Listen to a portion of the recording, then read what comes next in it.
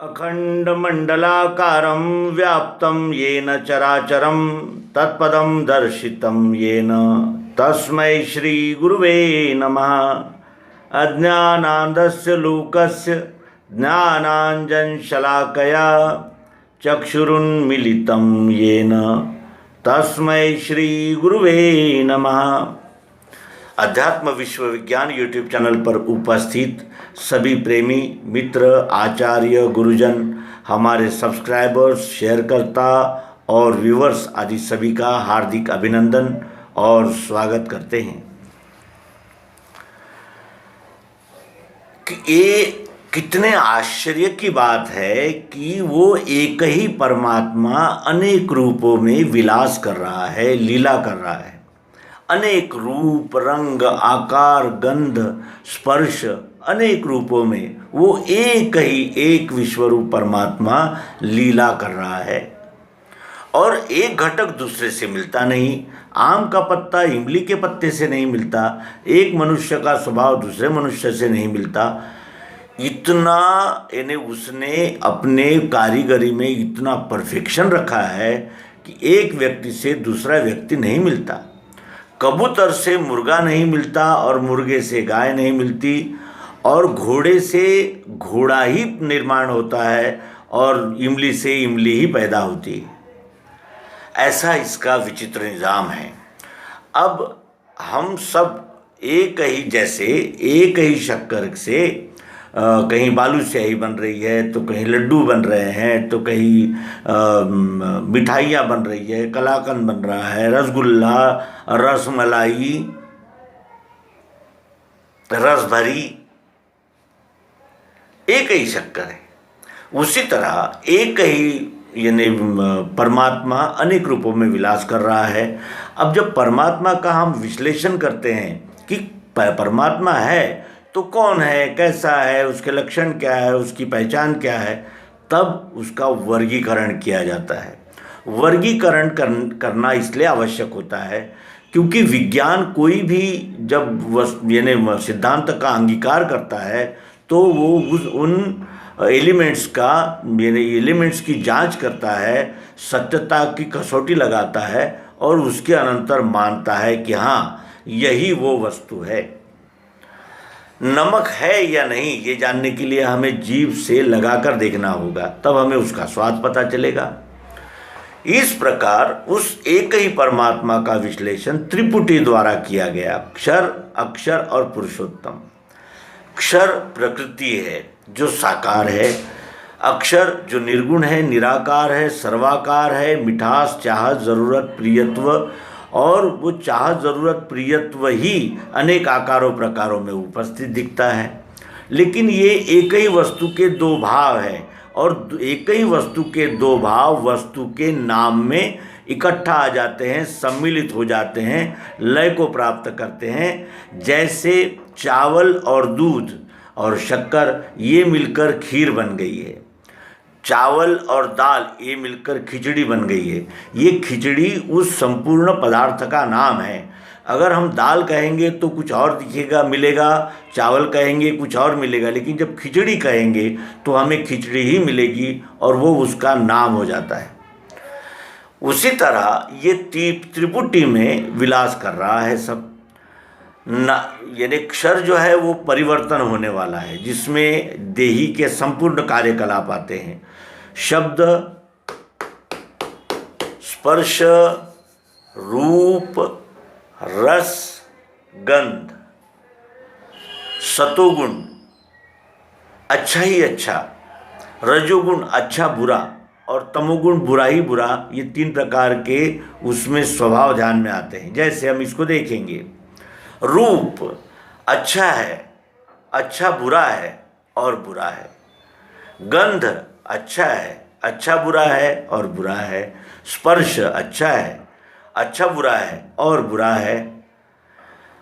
रस अच्छा है, अच्छा बुरा है और बुरा है। इस प्रकार ये पंच तन्मात्राओं में वो प्रवेश कर गए हैं। तीन गुण, सतोगुण, रजोगुण और तमोगुण, ये अष्टधा है। इनका जब इकट्ठा संगठन होता है तो ये साम्यावस्था कहलाती है, यानी अभी कृति नहीं हुई है इसलिए प्रकट नहीं हुआ है। वो क्षर प्रकृति माया जिसे कहा जाता है वो एक भाग है। दूसरा भाग है अक्षर, जो ओतप्रोत उसमें व्याप्त है। शब्द, अब हम आपसे बात कर रहे हैं, हमें क्यों प्रिय है नहीं कहा जा सकता, लेकिन प्रिय है इसीलिए बोले जा रहे हैं। आपको प्रिय है इसलिए आप सुन रहे हैं।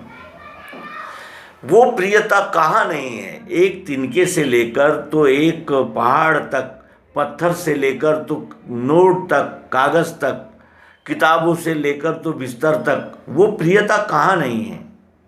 और यदि हम प्रियता नहीं, हम ये कहें कि वो उसमें प्रियता नहीं है, तो उसके सारे जो यानी उसके प्रिय जो है उनका क्या होगा। जैसे कूड़ा हमें फेंकने के लिए पसंद है, तो कूड़ा ले जाने वाला जो सवेरे आता है उसको कूड़ा ले जाने के लिए पसंद है। उस कूड़े में मिलने वाले प्लास्टिक, कागज, ये सब उस रॉ मटेरियल को छांट कर भेजने वाले को प्रिय है। ये प्रियता समाप्त होती ही नहीं। ये शरीर जब जला दिया जाता है तो उसकी भी अस्थि विसर्जन करने का प्रियत्व है, श्राद्ध करने का प्रियत्व है ही है, और वो प्रिय रूप से है। ये दूसरा अक्षर भाव, और इन दोनों भावों का लय नाम में हो जाता है। आकार और प्रियता यहाँ चश्मा बन गई है, आकार और प्रियता यहाँ नाक बन गई है। और क्या ये नाक, कान, हाथ इनकी स्वतंत्र सत्ता है? तो नहीं। जहाँ हम जाएंगे वहीं पाँव को चलना होगा, जो हम कराना चाहेंगे वही इस हाथ को करना होगा। नाम में सभी अंगों का लय हो जाता है। उसी तरह हम इस विश्वरूप परमात्मा में यानी जो दर्शित हो रहे हैं, दिख रहे हैं, इन सभी अंगों का लय विश्व में हो जाता है। विश्व ही परमात्मा है। अब विश्व ही परमात्मा है ये हमने कह दिया, ये तो हमने जान लिया कि ये विश्व ही परमात्मा है। अब विश्वरूप परमात्मा है, ये अभी पहले भी हम यही व्यवहार करते थे, लेकिन अब हमें पता चल गया कि ये हाथ मेरा ही है। इस हमारे हाथ को हम चोट नहीं पहुंचा सकते, क्योंकि हाथ को चोट पहुंचते ही पूरे शरीर में वेदनाओं का संचार शुरू हो जाएगा। अब भी हम व्यवहार ही करेंगे। व्यवहार 4 प्रकार के होते हैं: ज्ञान विज्ञान देना, न्याय रक्षा करना, व्यापार गोपालन करना और सेवा करना। ये 4 विभागों से ही इस विश्वरूप परमात्मा का सब व्यवहार चलता है। हमारा भी व्यवहार ज्ञान विज्ञान के बगैर नहीं चलता, और न्याय रक्षा इसकी भी हमें आवश्यकता होती है, और पोषण उसकी भी आवश्यकता है, और सेवा वो तो करनी होती है। हम स्नान करते हैं तो इन अंगों की सेवा करते हैं। इस प्रकार ये 4 विभाग हो जाते हैं। अब 4 विभागों में बंटवारा तो प्राकृतिक है। प्राकृतिक इस प्रकार है कि चातुर्वर्ण्यम मया सृष्टम गुण कर्म विभागशः। 4 वर्ण किए मैंने गुण कर्म विभाग से, ऐसा परमात्मा कह रहा है। परमात्मा के प्रतिनिधि, परमात्मा का बोध बताने के लिए आए हुए सद्गुरु भगवान योगेश्वर श्री कृष्ण गीता में कहते हैं कि अर्जुन चातुर्वर्ण्यम मया सृष्टम, मैंने निर्माण किए हैं ये 4 वर्ण। ये किसी पार्टी ने निर्माण नहीं किए या किसी पंथ संप्रदाय ने निर्माण नहीं किए हैं, ये प्राकृतिक है। 4 वर्ण सभी में, उद्भिज यानी पेड़ पौधों में, स्वेदज यानी जलचरों में, अंडज यानी पशु पक्षियों में, पक्षियों में, और जारज यानी प्राणियों में, पशुओं में। इस 4 ही प्रकार से बंटवारा होता है। अब मनुष्य में भी इसी 4 प्रकार से बंटवारा हो गया। 4 प्रकार का बंटवारा हुआ तो उसका निकष क्या है, कैसे बंटवारा किया? क्योंकि एक व्यक्ति को कलेक्टर बना दिया जाता है तो दूसरे को चपरासी बना दिया जाता है। तो ऐसा क्या है, ऐसा क्यों होता है, ऐसा वर्गीकरण किस लिए होता है, इसकी ओर ध्यान दें। तो हमारे ध्यान में आता है कि योग्यता की वजह से ही उपाधियां मिलती है और योग्यता की वजह से ही कर्तव्य प्राप्त होते हैं। अब कुछ लोग कर्तव्य को ईमानदारी से करते हैं और कुछ लोग कर्तव्य को भी ईमानी से करते हैं। जो ईमानदारी से करते हैं वो जानते हैं कि हम भी इसी समाज का, देश का, राज्य का, राष्ट्र का, जिले का, पंचायत का हम सदस्य है, अंग हूँ। और जो दूसरा है वो कहता है कि मैं इनसे अलग हूँ और ये मुझे इनसे ये चाहिए। ये बंटवारा ही मलिन और शुद्ध, वर्ण और वर्ण संकर, इसका विभाजन है। अब देखें, वर्ण जो बने हैं वो वर्ण बनने का कारण क्या है? तो सत्वगुण प्रधान, रजोगुण प्रधान, तमोगुण, रजोगुण, मलिन रजोगुण प्रधान और तमोगुण प्रधान, ये 4 प्रकार है। सत्वगुण प्रधान जो है वो न्याय, ज्ञान, विज्ञान देने का कार्य करते हैं। तो ज्ञान विज्ञान देने की पात्रता, योग्यता उनके गुणों के अनुसार आती है। तो उसमें अवश्य ही कुछ विशेष गुण होने चाहिए, तभी तो वो ब्राह्मण बना है। क्षत्रियों में कुछ विशेष गुण होने चाहिए, तभी तो वो क्षत्रिय बना है। व्यापारी में कुछ विशेष गुण होंगे, तभी तो वो व्यापारी बना।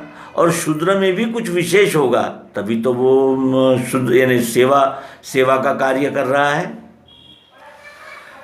शूद्र में बल, शारीरिक बल का महत्व होता है क्योंकि उसे सेवा करनी है।